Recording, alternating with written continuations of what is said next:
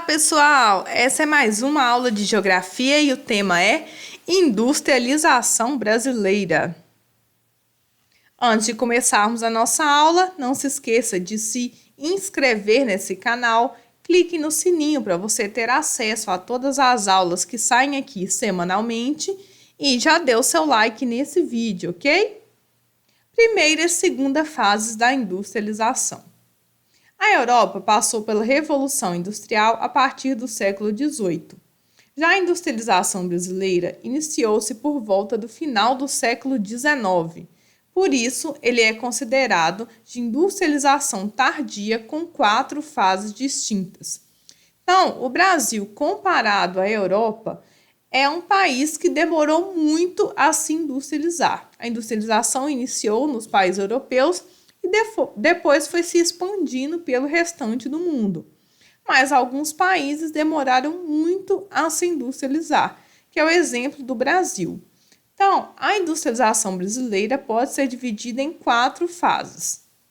A primeira fase é caracterizada por uma época onde o país ainda era uma colônia europeia. O período de 1500 a 1808 é marcado pela produção artesanal e utilização dos engenhos.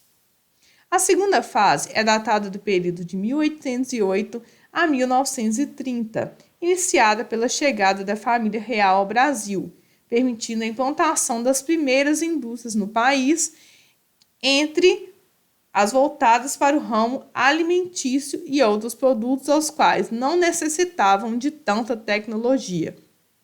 Então, as primeiras indústrias que surgiram no Brasil foram a partir de 1808, e essas indústrias não tinham aí uma grande tecnologia, eram indústrias mais simples, podemos dizer assim. Terceira fase da industrialização. A terceira fase ocorre a construção de novos modos de transporte de mercadorias, como de ferrovias pelo território brasileiro. Os investimentos para essa implantação vieram dos antigos cafeicultores.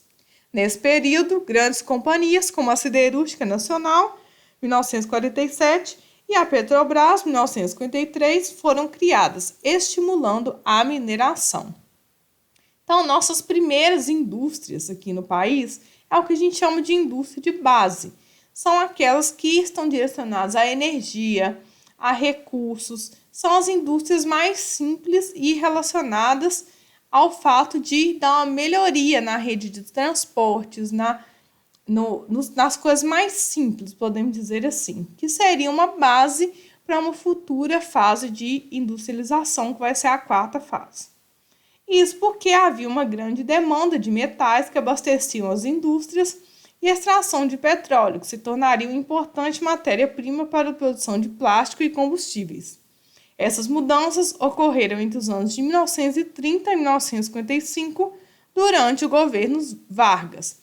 Então, Vargas foi um grande incentivador da indústria brasileira, mas ele ainda tinha uma visão muito nacionalista e não permitia a entrada de indústrias internacionais no país. Então, ele incentivou as empresas que eram nacionais, por isso Siderúrgica Nacional, Petrobras. 4ª fase da industrialização. Iniciou no governo de JK, que iniciou o processo de abertura econômica e alcança a atualidade. Isso trouxe ao Brasil investimentos de outros países e empresas multinacionais durante a segunda metade da década de 1950. As características da industrialização eram dependência econômica e tecnológica, também a concentração industrial. Então, como a industrialização brasileira em si não se desenvolveu tanto, JK propôs uma abertura ao capital estrangeiro, às empresas estrangeiras, que é o que a gente chama de multinacionais.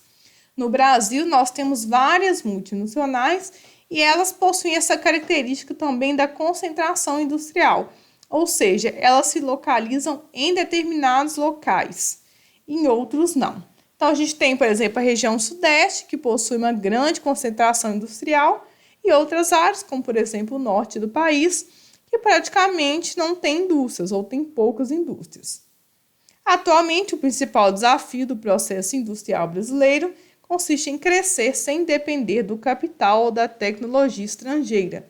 Além disso, o país precisa dinamizar sua produção, evitando desperdícios e diminuindo os custos para conseguir competir com os produtos industrializados de outros países. Então, nós podemos perceber que o Brasil ainda tem vários desafios a serem vencidos, inclusive com relação à sua rede de transportes, à sua informatização das empresas, para conseguir industrializar e concorrer com os países de fora. Ok?